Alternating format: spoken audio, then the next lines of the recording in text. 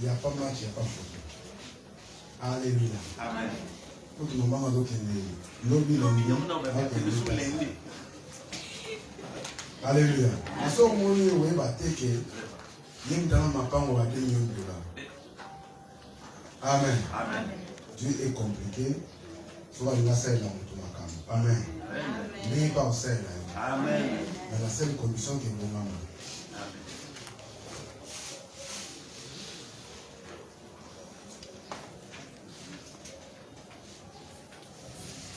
Alléluia. Amen. N'a pas mon exemple. On va saluer la grâce. Et on va la café. Amen. Nous avons remercié vivement pasteur Nanga Passakian. Alléluia. Oh, il y a la confiance et pas là. Et à bien le soutien pour intervenir pour n'a pas encore.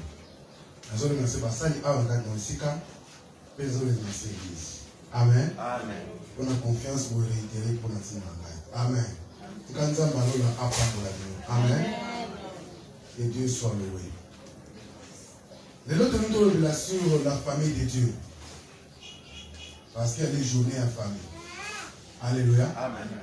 Alléluia. Amen. La famille de Jésus-Christ.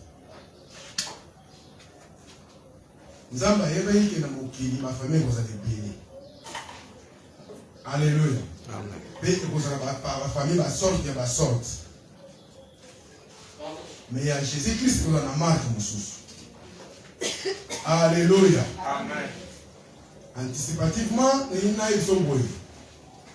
Et l'autre chose, la force de la famille à Jésus, et ça, c'est l'esprit moko. Alléluia. C'est l'âme moko. L'esprit moko, le cœur moko, pour te bénir le sentiment moko. Alléluia. Il y a un monde qui est dans unité. Pour réaliser la mission au Christ à Pessi dans cette église. Alléluia. Amen.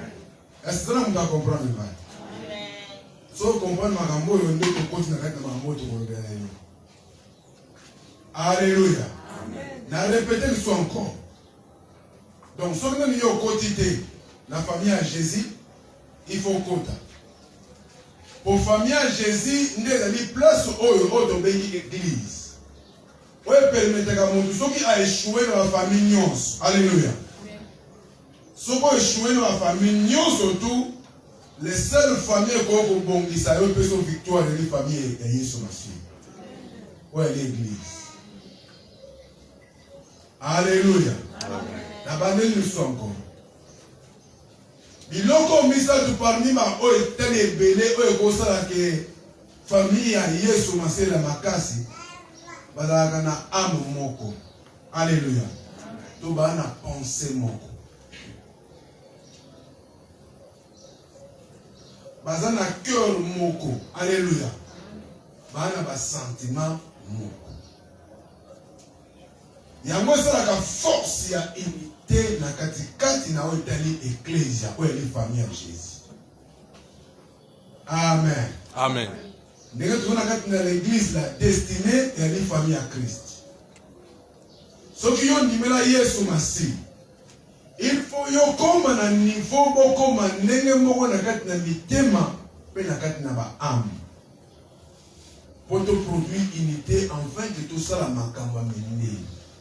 Parce que l'Ecclésia oyo Zamba bengeli yango na makambo ya minene. Abengeli yango réaliser mission Christ à pesa. Alléluia. Amen. Donc au temps avec l'église ndenge yo moko olingi te. Okosala makambo oyo olingi te. Non. Il faut ça makambo oyo batu nyonso basangani esika moko basala pona compte à Jésus. Alléluia. Amen. Que Dieu soit loué. Amen. Mais toute la famille m'a connu avec la Bible. Pour te remettre la l'introduction, va sortir de la famille. Alléluia. Yo on se retrouver. Yo vous côté la vie na yo, na famille aussi comme bimeli. Alléluia. Amen. Amen. Genèse chapitre 37, verset 1 à 4. Nous sautons 32 à 35. Genèse 37, du 1er au 4e verset, nous lisons au nom de Jésus. Amen. Jacob demeura dans le pays de Canaan où avait séjourné son père. Voici la postérité de Jacob. Yoga. Jacob, ababete lisolo ya famille à Jacob. Alléluia. Alléluia. Mais awa, tu as la famille à Jacob, tu as la famille à Jésus. Où est l'église? Mais tu as compte na moi seul de ma famille pour comprendre la famille ni obimela pour permettre que n'engelo wa etoli toali a boeli journée à ma famille au ko sa famille na yo o to bengi biologique. Alléluia. Alléluia. Amen. Voici la postérité de Jacob. Joseph, âgé de 17 ans, faisait paître le troupeau avec ses frères. Yoga. Postérité, il y a tata au Jacob, mais on est pas na mwana liboso et pas na mwana muke. Alléluia. Pour dire que mwana wana na rôle moko ya makasi ko leka bayana ye. En tout cas, na tongwa le logo na rôle makasi ya kubongisa libota na Biblia. Alléluia. Postérité est pas na mwana liboso et pas na mwana ya muke. Donc a joué rôle makasi na vie. Batu mingi bajuaka rolo ezali ya bango te na kati na libota. Yende mutapanza ka libota. Yende mutasala ka n'importe quoi na kati na libota. Metala mona rolo. Ita te mwana. Cet enfant était auprès des fils de Bila et des fils de Zilpa, femme de son père. Et Joseph rapportait à leur père leurs mauvais propos. Yoka, bana tata moko, mais aboti bango na basi ebele. Alléluia. Mais balaka na makanisia mabe sur leur famille. Ezali. Ma famille n'est moins eza. Alléluia. Amen. Tofandi na kombo na Yesu Masi. Seigneur, totikita mona moko na yo. Tika tolo bela biso, enseigner biso. O soso sa moko na moko manuba oyo eza la vie et la saliteur na vie moko na moko. Pambola manuba oyo metya moko na moko. Ngolu na yeli ngolu na biso. Et que l'atmosphère, il y a une famille qui est l'église, il y a Christ Jésus, et elle partage à mon Amen. Amen. Israël aimait Joseph plus que tous les autres fils. Donc, moi, alléluia. Mais nous voyons les moyens à nos Alléluia. Alléluia. Amen. Azana confiance à ta. Neti a na kati n'ecclesia. Tata na biso lele. Alléluia. Alléluia. Amen. Yaba mon lelo il faut là c'est biso ba timique. Il y a plusieurs couleurs. Alléluia. Amen. Parce qu'il avait eu dans sa vieillesse, et il lui fit une tunique de plusieurs couleurs. Ses frères virent que leur père l'aimait plus que eux tous, et ils le prirent en haine. Ils ne le pouvaient lui parler avec amitié. Donc, nous avons dit que amitié. Alléluia.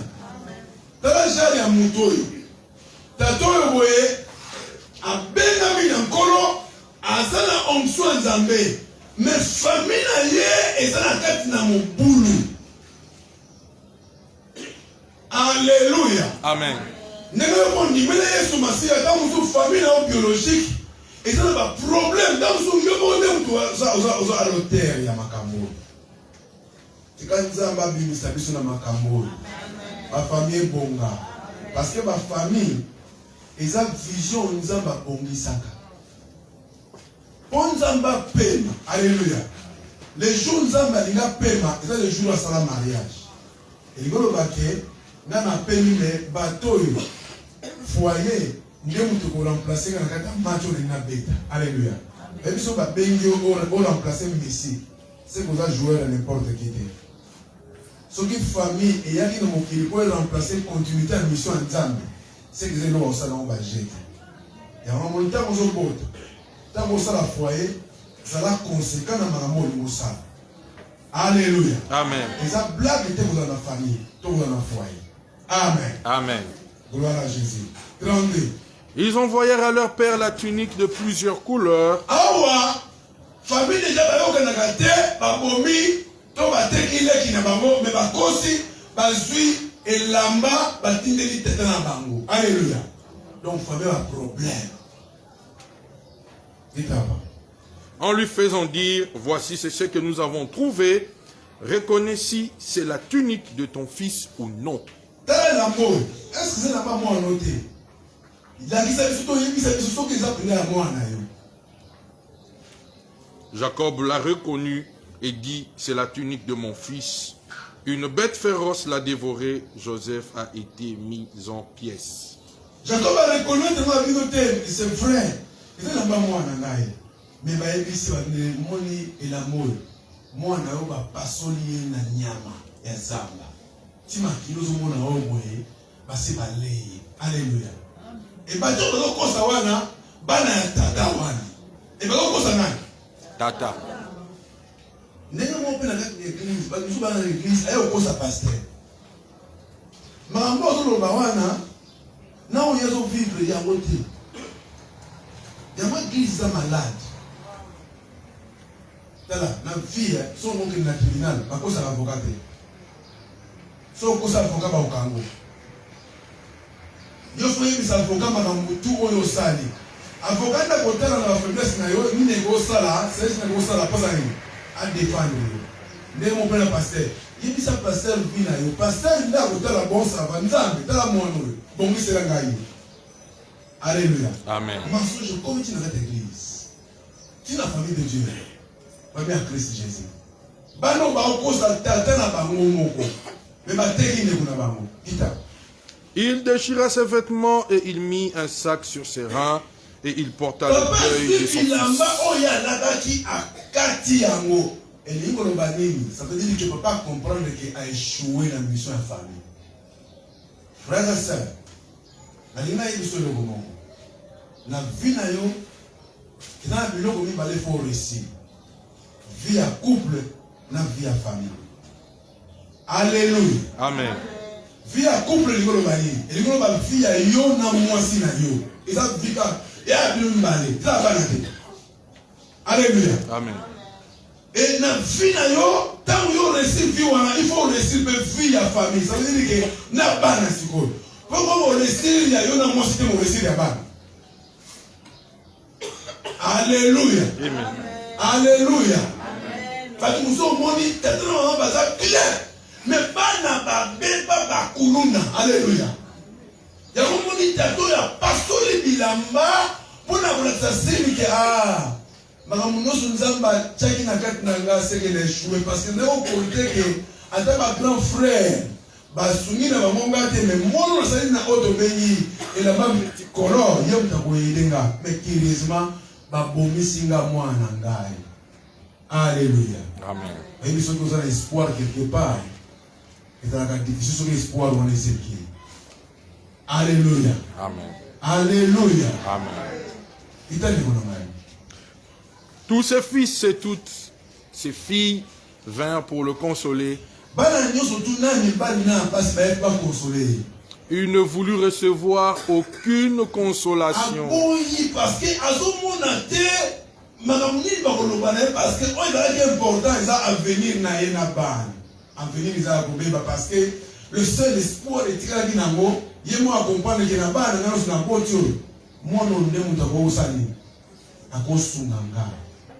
alléluia. Amen.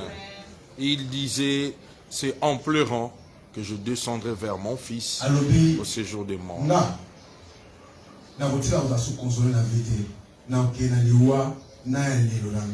Alléluia. Amen. Et il pleurait. Et il pleurait amèrement. Frères et sœurs, ma famille est allée pour les Amen. Alléluia. Tika nzamba sunga yo famille nous allons délivrer au nom de Jésus. Pasteur Bach. Oui. Je vais juste encore. Genèse chapitre 46, 3 à 4, 28 à 30. Genèse 46, 3 à 4. Et Dieu dit, je suis le Dieu de ton père.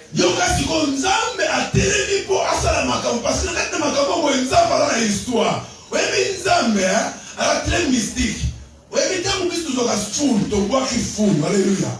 Mais Nzambe fou la bonne raté. Ainsi la bonne l'autre. Au recyclage, Nzambe recyclage. Là makamba salaka. Nengata fou la autre misaba auto bengi mampesi. Nengata fou auto misaba auto bengi banzinzi. Photosynthèse ensemble na kata fou. Alléluia. Frère et sœur, quel que soit fou Nzambe dans l'histoire ça appelle la fou. Quelle que soit ma famille là difficile, mais Nzambe ali Nzambe va rester. A-t-il quelque chose pour ça, il y a un miracle. Tant que vous avez ça, les mots, les histoires, les âmes, comme Salama.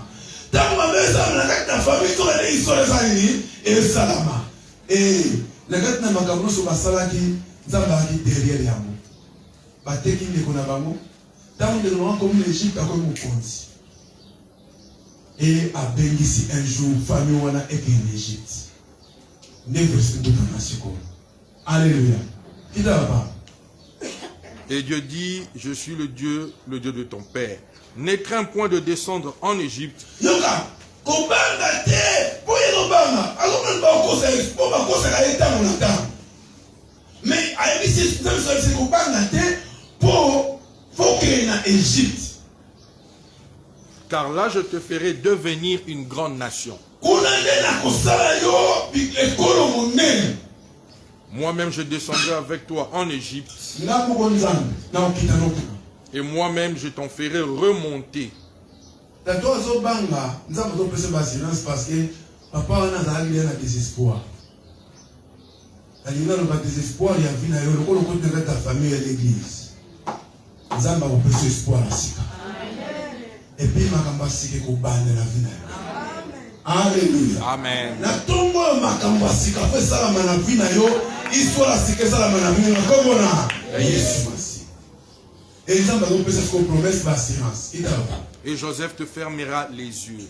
Yo kanza ma ebisini. Alors bien aye au moni mono yo bongisa wa. Nana moni ete. Alors bien yo to kango miso. Lingo bake na consolation. Amen. Mono ozalaki na désespoir. Yo okitelaka mabele na espoir ya mwana wa. Alléluia. Frère et sœur, likolo banini. Et lokwele liko na vie frère. Nzamba kosala ke lokwele liko na vie, yo kozala mokozi liko na mona kombo na Yesu. Dieu est capable de faire récupérer yo biloko yo bungisa elelisa yo. Tato yo bungisa mwana wana lela yo kitana sa mbele mais kaka mwana wana nzamba lobike yende muto la consolation finale. C'est possible avec Jésus. Amen. Alléluia. Amen.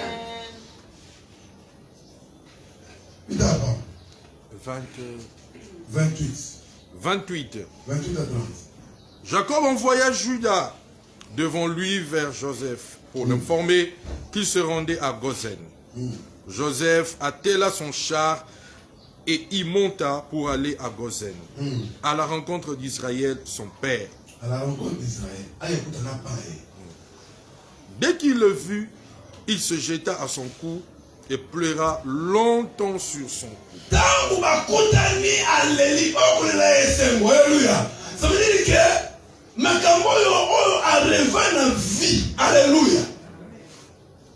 C'est Makamboyo arrive na vie et Lukayo écoute Amen. Parce que ici c'est la famille de Jésus. Et là vous avez géré Makamboyo dans l'église, il y a l'atmosphère du Saint-Esprit. L'Esprit de Dieu que nous avons eu l'eau et l'église à yo. Et pour y aller encore yo la consoler na komona.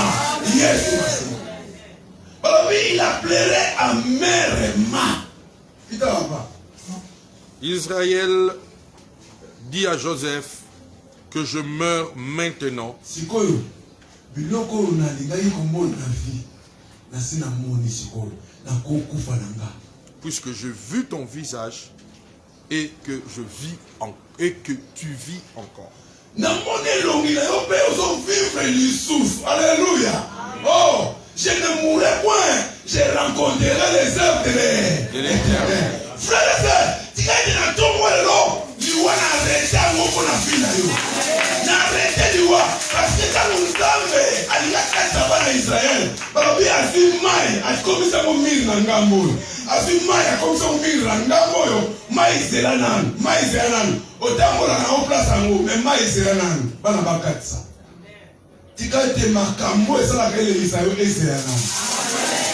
Yo kokatsa na komona. Yesu masi. Omona nkembo nzambe. Histoire ya sike banda. Esprit ya sike banda. Atmosphère ya sike banda.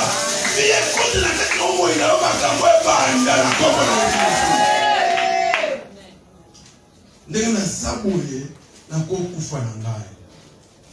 Faut kufa na RSBS. Amen. Amen. Tala nde bafana na usiko. Tala nde famille tata oyo. Ndenge nizalaki. Abengami na nzambe. Mais famille mobulu. Aye kozala consoler na kimukolo. Amen. Tout le monde question le sort de famille. Alléluia. Amen. Avant de rentrer dans la matin, la mission de la profondeur, tout le monde sur le sort des familles. Amen. Toi, on va sortir de la famille. Famille, les sont famille brisée. Famille brisée. Le voilà le brisé. Et la famille, vous allez détruite par les diables. Ça veut dire que Satan a sa quota. Afanda, Achamisisa. Et à Panza Batu. Va venir les arcs. Beba moi se redresser.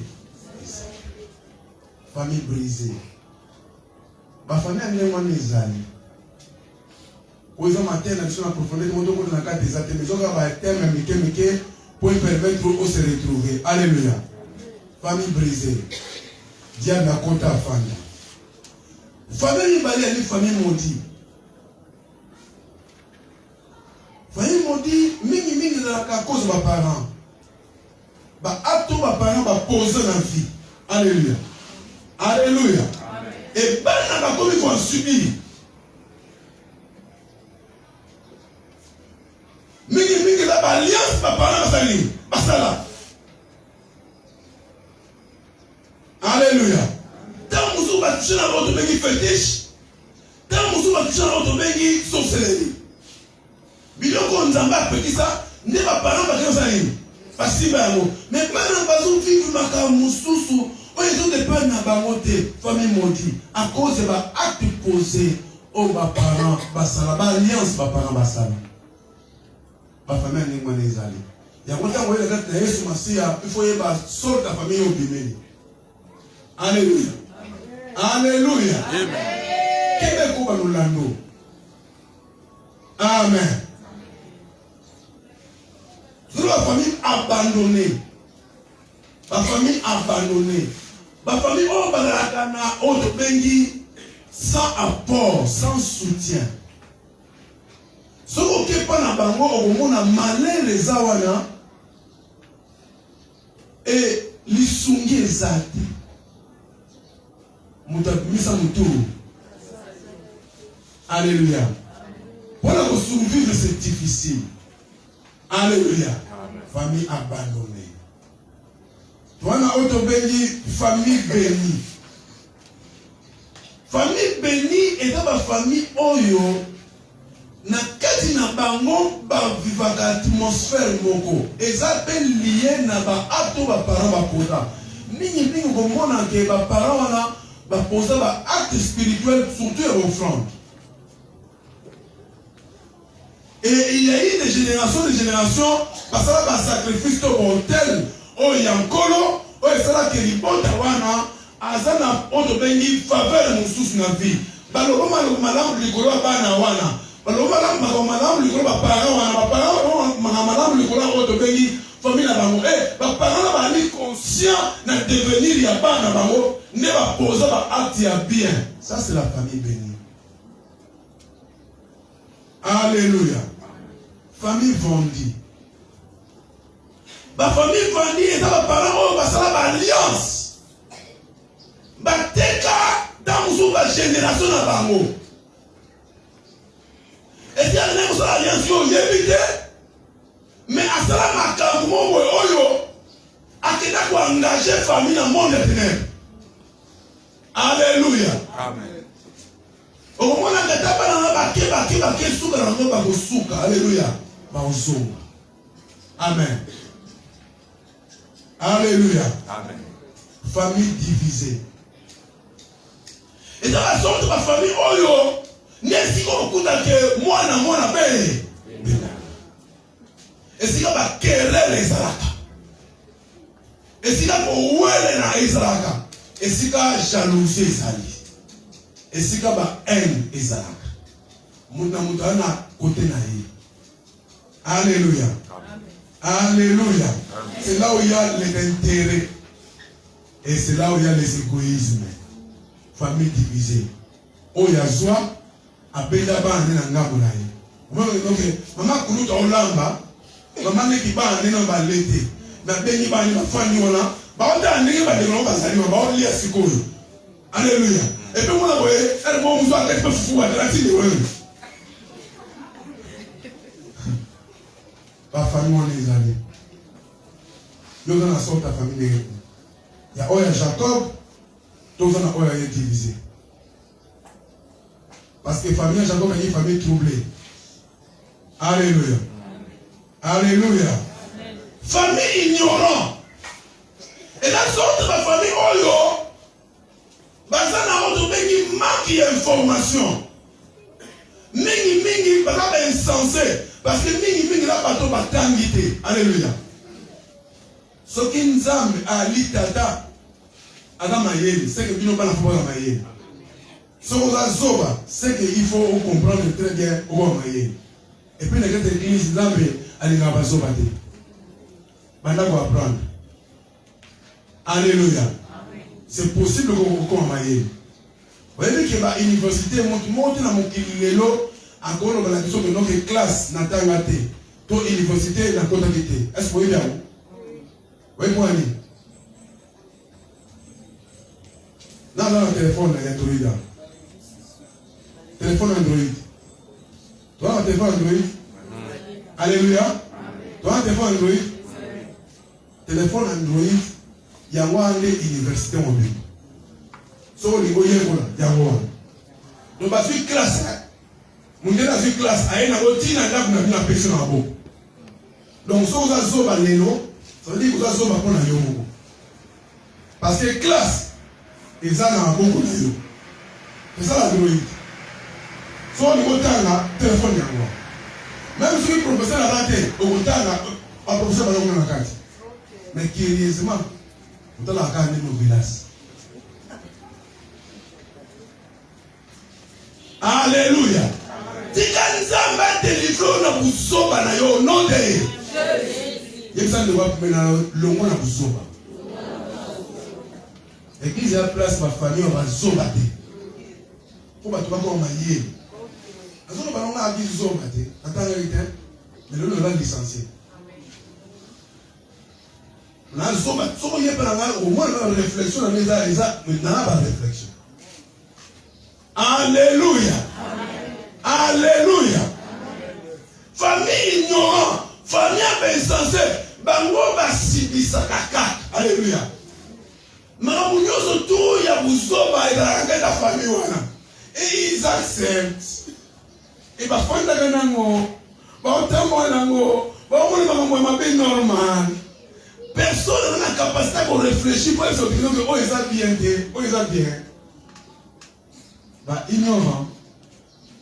Ba sorte va faire un mona baza. Alléluia. Alléluia. Que Dieu soit loué. Zamba Sunga. Famille ba ignorant. bazalaka toujours surpris dans l'événement. Et dans l'événement désagréable. Alléluia. Alléluia. Amen. On va tout moi si à c'était moi na yaya, bah moi on fait la normal.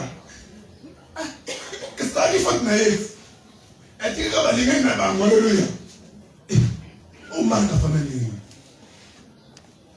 Non, bima na pour la tola dans l'église. La comme dans l'église belle. Alléluia. Famille instable. La famille instable, c'est la famille oyo.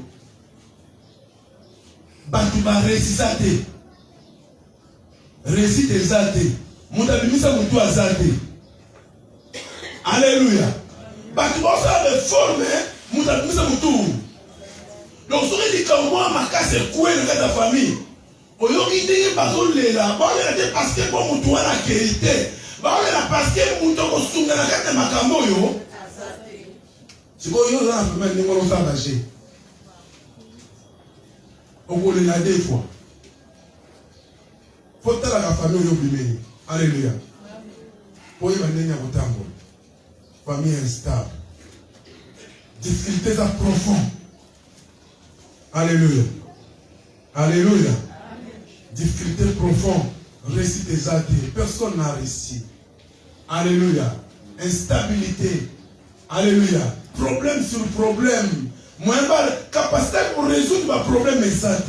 Ça, c'est l'instabilité. Amen. Famille stable. Et la famille, de par mes parents, pas conscient, il y a venir. Alléluia. Famille stable. Et là, de par mes parents, pas conscient à venir. Et va poser par acte pour nous permettre que Bana Bango va échouer dans la vie. Alléluia. Amen. Alléluia. Amen. Nego moka ebisina yi pasteur. Na mona zonge la mosi na na bana. Pour la ligne. Pasteur a commis paralysé. Alléluia. Ake kolinga camarade ya mwani talaka bana ba yolo. Alléluia. Ake kolinga camarade ya mwana ye yo kasi ko bilinga. Alléluia. Papa ozonga la mwasi na ye. Alléluia. Na esi mwasi nzala kan nzamba sani papa a été paralysé mokonzi quelque part a été paralysé ndeta mo malere comme lié à l'ingazonga nanga. Mais bana bakoti na mobulu moi ne moba moi ça dit oh papa ni camarade nga asinga pe na bolinga pe camarade tatati moi na ke bolinga camarade pe ata bolingo lo fita na somo. Alléluia. Bolingo fukuna moi na wana camarade tata tata camarade ya moi tata jala rafa. Alléluia. Les parents vont poser un acte bien, un acte consciencieux. Aïe, mais que nous avons n'a pas ça n'importe quoi. Alléluia. Si on a dit $10, nous n'avons pas de 10 soyo, nous avons 8, là que nous avons. Alléluia. Pour pas nous faire des classes. Mais vous avez dit, si on a $10, 8, et pas assez. Alléluia. Pour nous mettre la peine dans la chaîne. Alléluia. Si on a sélectionné qu'on a dernier ma bana beta moto. Papa inconscient. Maman inconscient. Les gens qui ont la journée à la famille, il faut comprendre. Ceux qui ont la famille, tous les familles ainsi qu'à d'autres la famille, il faut que la famille, ça nous va jeter. Et là, nous va jeter, famille, nous va jeter, on s'engager, il faut y baquer. Nous avons les locaux et la blague qui est à venir en bas, nous avons mangé. Tant qu'on a le colofo, on a la caméra, on a la caméra, on a la caméra. A chaque fois, ici, comme on va la monter. Sauf que tu as un métier, à part le métier à 3 enfants. Vous voyez quoi aller? Anna tatate, Anna mamate. De deux. Anna mouta côté l'été. Donc, ce qui a coué, on doit tomber. Yo tambola lokola insensé. Comment on s'appelle moi? Tant que moi n'entends. Atika tu as conséquence. Il y a ma kama bête. Moi la conséquence ma kama là on a vie au nom de Jésus. Famille stable, famille instruite, bateau va instruire. Bateau yo bazana capacité à orienter ban. Alléluia. Yo oriente kate. Yo kutotika bana ngana bana yosto. Et awa se kana balabala te. Balabala bana quartier. Alors voisin. Awa ya kunat. Tala ko pesa mo no kindoki. Frère et sœur. O bunda na ngoa. Alléluia. Pour la concentré. Famille stable. Alléluia. Famille où les parents sont conscients de devenir là-bas. Amen. Famille où ils sont en train. Famille où ils sont en Alléluia. Famille où ils ont affection. Amen. Alléluia. Famille où participation à la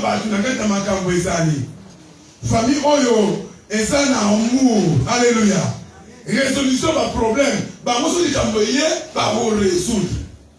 Kuna mtu ba zona tumia watu mbeye asuiti sakana akomona la famille divisée, famille organisée, bateau va s'organiser, va conscient à devenir là-bas. Famille où ils ont la vision, bah il y a place pas au Kenya. Alléluia. Il y a place pas au Kenya. Le balan bah il y a place pas au Kenya. Yo tambo là, ne mono yesi au Kenya. Zone ma famille wa. Yesu masi atangwa ye aye ko sala famille aye bisi badolo ka liboso ndenge na ye boye na ye pour la vie éternelle na ozo famille na nga pour ça yini na ke na kompana pas tata na vie éternelle alors il a une vision. Si tu as une famille, il faut avoir une vision pour tes enfants. Amen. Amen. Alléluia. Amen. Oh, que Dieu soit loué. Famille troublée. Mauvais héritage. Alléluia. Mauvais héritage. Manque d'instruction.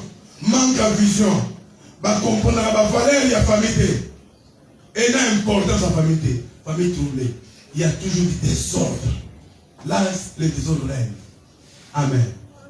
Ça, c'est quelque chose. Mon cœur, on a expliqué, on doit dans la sorte de la famille. Alléluia. Pour y avoir le Seigneur, parce que dans la journée à la famille, il faut y avoir. Alléluia. Jacob a bien mis l'ensemble, mais il faut organiser la famille. Frères et sœurs, organise ta famille. Famille, elle est très précieuse. Pour la famille à Jésus, il y a trois choses principales qui ont caractérisé la force de la langue. On a la même pensée. On a même pensée, même âme. On a même cœur. On a un sentiment. Et on a une unité. Pour la famille et réaliser de grandes choses, c'est fini ici. Ce qui église la destinée. Beaucoup de pensée l'élo. C'est pour cela qu'on dit Jésus, tellement qu'il est conscient de devenir, il fallait réunir nous autres église. C'est pour cela que c'est tout ça une scène. Tant que vous voulez une scène de monde, et je bénis Dieu aussi pour la scène. Alléluia. Que Dieu soit loué. Que Dieu soit loué. Alléluia. Alléluia. Amen. Gloire à Jésus. Jean chapitre 2, verset 1 à 11. Tobani Mathias.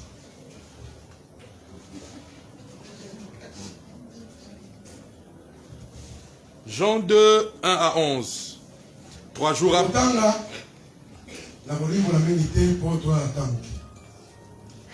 Trois jours après, il y eut des noces à Cana en Galilée.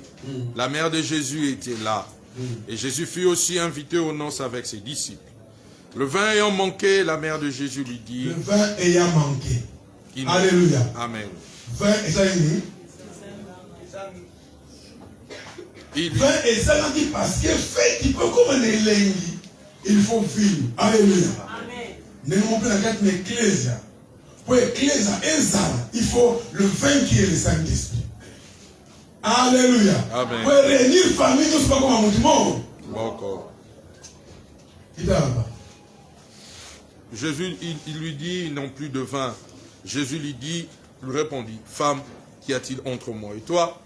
Mon heure n'est pas encore venue. Sa mère dit au serviteur, faites ce qu'il vous dira. Or, il y avait là 6 vases de pierre destinés aux purifications de Juifs et contenant chacun 2 ou 3 mesures. Jésus leur dit, remplissez d'eau ces vases, et ils les remplirent jusqu'au bord. Donc, pour remplir le vase, alléluia, pour remplir la vie de l'homme sur la parole de Dieu. Amen. Mais celui qui remplit la parole de Dieu, le Saint-Esprit sera là pour changer la vie de cet homme. Alléluia. Amen. Puisez maintenant, leur dit-il, et portez-en à l'ordonnateur du repas, et ils en emportèrent. Quand l'ordonnateur du repas eut goûté l'eau changée en vin, ne sachant d'où venait ce vin, tandis que le serviteur qui avait puisé l'eau le savait bien, il appela le pou et dit, tout homme sert d'abord le bon vin, puis le mauvais, le moins bon, après qu'on s'est enivré, et toi tu as gardé le bon vin jusqu'à présent. Tel fut à Cana en Galilée, le premier des miracles que fit Jésus. Tel fut en Galilée, le premier des miracles que fit Jésus.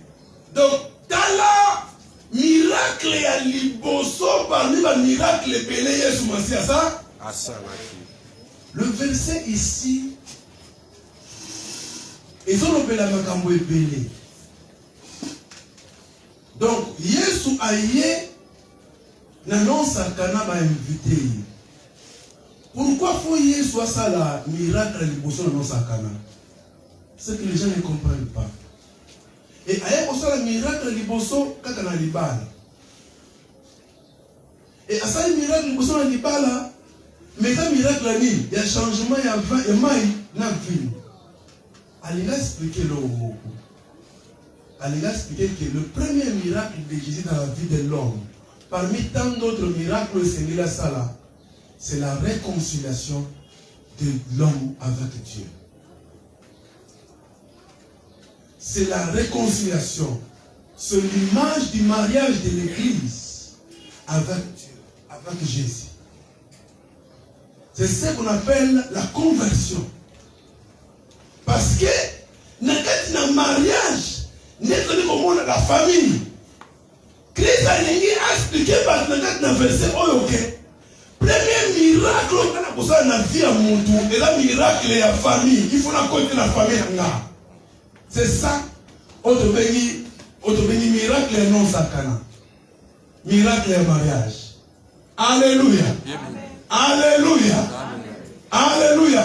Alors, c'est le premier des miracles que Jésus a fait. Donc, parmi les miracles, Jésus a posé dans la vie, mais le miracle est très important. Et le miracle est la conversion. Miracle et la réconciliation avec Dieu. Ouais, c'est que les moutons disent, mais Yesu Masia, à Bango la Motema, pour accompagner la famille en Zambé. Amen. Il y a un miracle qui est besoin de l'Ibala. Il y a un changement et comme il finit pour dire que les Juifs, la culture de l'homme, la culture de l'homme, Bango va mettre la fin et l'hyposo et l'hyposo et la langue. Alléluia. So ba langue ya sur la fête. Après ba il y a pété. Alléluia. Alléluia. Va ya pété pour aller na kuite belé on le bisa kui. Mais si on fait ya misatu, on va Yesu asala ya ki fait ya kamuna. Alléluia. Amen. Va makasi ya kosakanate. Et ça qui était pour la leçon là où ça va du non. C'était la leçon spirituelle.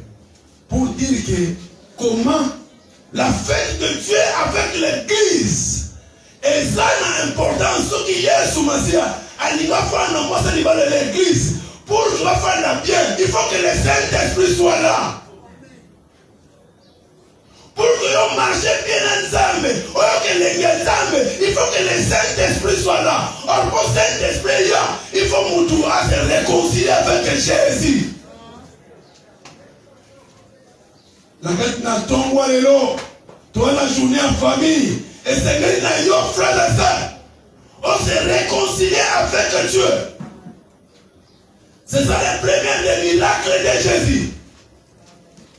Miracle à conversion, miracle à libala. Parce que Jésus, il y a que Israël n'a pas de depuis qu'il y a un livre, il y a un livre à Matthieu, dans Malachi, fait moi dans la catéchie, fait à Pembe. Et ça, on te met dans le silence de Dieu. Nous avons a sauté. Il y a un Jésus Massie à Emmanuel Dieu parmi les. Ça veut dire que nous avons que le Dieu est très haut. Assaï, à Zongi Katkek Nabato. Le coup la Zongi, il faut pas y aller au Karanaliba. Il y a un moment où qui miracle de Mousson Alibal pour dire qu'il y a mis à réconcilier Moutonanza ensemble. Et puis Moutonanza a porté la carte de la famille ensemble. Si quand il y a une carte de tombeau, si vous avez un côté de la famille ensemble, il y a une carte de Massie. Pour te yo contre la famille ensemble, on bénéficie de la molo ensemble. Amen. Alléluia. Amen. Que Dieu soit loué. Amen. Alléluia. Amen. Acte chapitre 4, verset 32 à 37.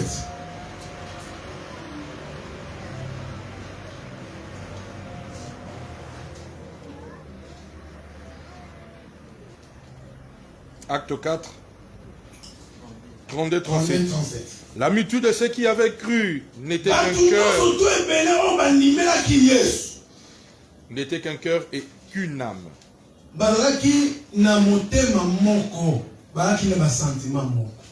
Nul ne disait que ces biens lui appartiennent.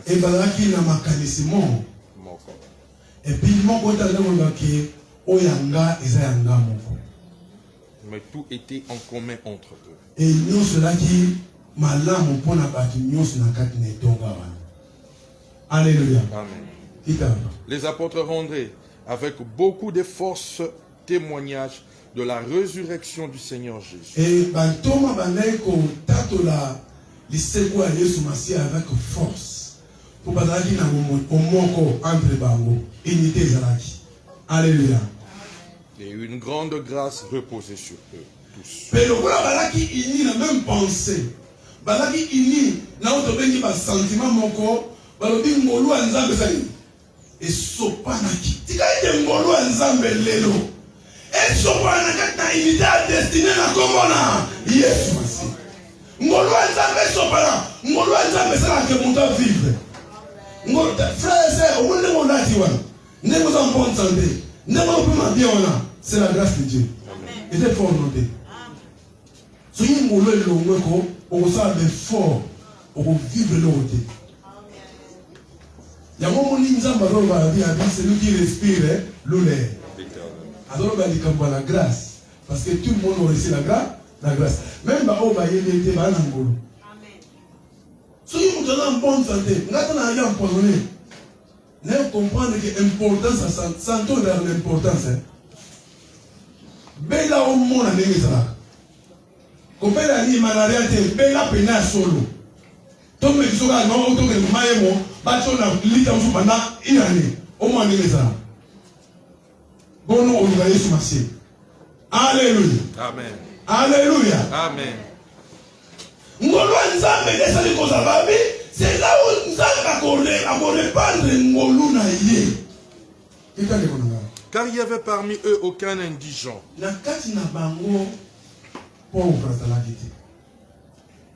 Alléluia. Dans la famille où Jésus commencé à l'inasal, regarde ta destinée. L'atmosphère est là. Dieu veut faire une chose nouvelle. Regarde ta destinée. Mais la seule condition, mon thème est à côté de moi.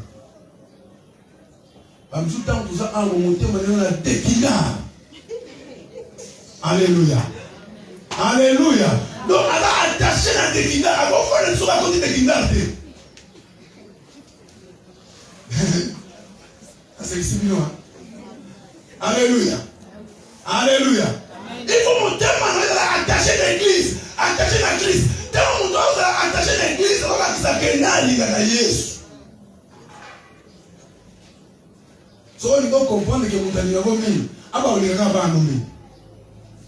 On comprend que mon doigt l'inganga. Alléluia. Là so on se dit que pas na mo li vomi. Na pe na ko pe to ba église. Alléluia. Pour comprendre que mon doigt yo wana mo l'inganga. Alors il y a oyangai, c'est quand il y a nanzela bango. Alléluia. Si on monte à l'église, c'est quand l'église Jésus. Si on monte à l'église, à son église, à l'église ça la makamba na quatre églises, c'est quand il y a Jésus. Si on monte poser par acte à bien l'église, c'est quand il y a Jésus. Mais si on monte moni azana un kipa dans l'église, quelle église arrière? Les comportements et un langage. Acte est un langage. Son est un langage. Parole est un langage. Geste est un langage. Signe est un langage. Alléluia. Parmi les langages, tout le langage est venu. Nous nous faisons encore le temps, mais à poser activement comprendre que nous pas les langages. Amen. Amen. L'église c'est la famille de Dieu. Et si tu as vu que c'est que âme moko, pensée moko, tu vas dans quel moko, sentiment est Yesu Masih. Pour Nzambe, alanga kabalinga ta en église. En d'autres termes, alinga ta na yo sa na mokili. Alléluia. Mais si ko ausala mon nini, ausala musubula yini. Musubula yini te ausala te. Vous avez makamba dadi. Où l'église passe la bonne, après c'est le bataki. Quand vous avez un pays où vous avez un Nzambe, vous avez un peu de temps encore. Et vous avez un peu de temps. Alléluia. Amen. Tous ceux qui possédaient des champs ou des maisons les vendaient, apportaient le prix à ce qu'ils avaient. De ce qu'ils avaient.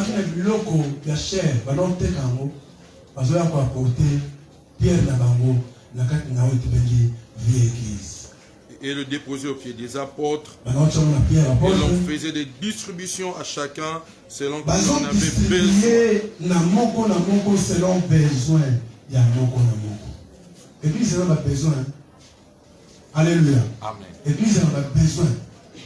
Mais, bandini bazana pas. Alléluia. Joseph est surnommé par les apôtres Barnabas, ce qui signifie fils d'exhortation, lévite, originaire de Chypre, vendit un champ qu'il possédait, apporta l'argent et le déposa aux pieds des apôtres.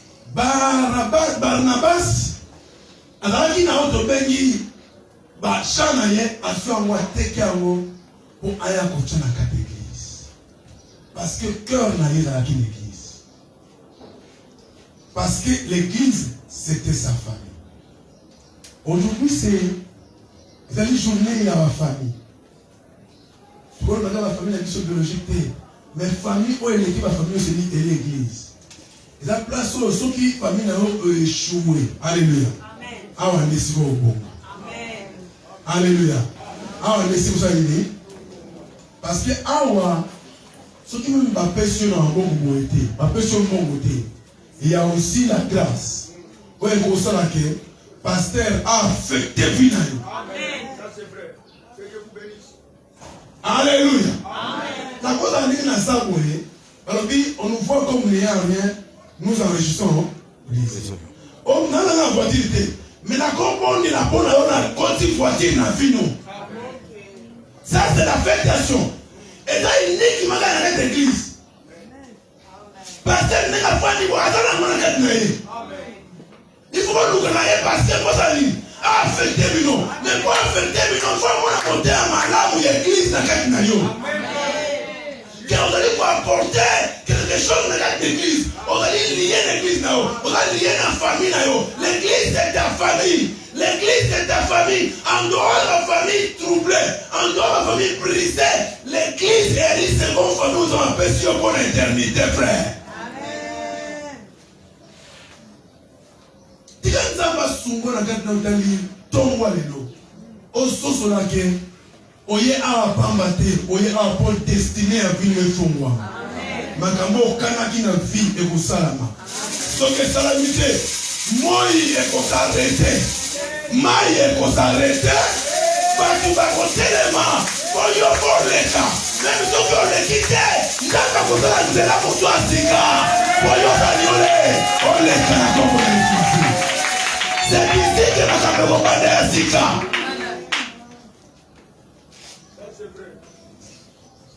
Nasukisa. Asuki na témoignage bon. Ndeko na amour mwasi. Abotaka bana tata. Bana tata. Bana tata. Aboti bana ka. Tata. Soka bota. Lodo kuna shinde mbana bota. Ashinde kuna bota. Azo bisanga li pasteur. Ngapna li bale hela kati. Kati itala kalme nzamba na surprise. Alléluia. Abando sambela. Un jour, on t'a dans la ville, à côté d'un garçon, on va balader. Alors, on continue à ambassadeur, ambassade, on a niveau à la ville. On attend à Congo-Zate. On a botaté, on a alingaé. Il y a un moment de bager. Mais après, on a balayé. Dans la balayé, et on a commencé à voyager par-ci par-là. Et puis, Fanda, pas bon, on est dans 5, donc on a 9. Donc, vie est très compliquée. Ce qui nous a dit, ça n'a pas ça. Mais à la seule condition, quand on a un principe en Zambie.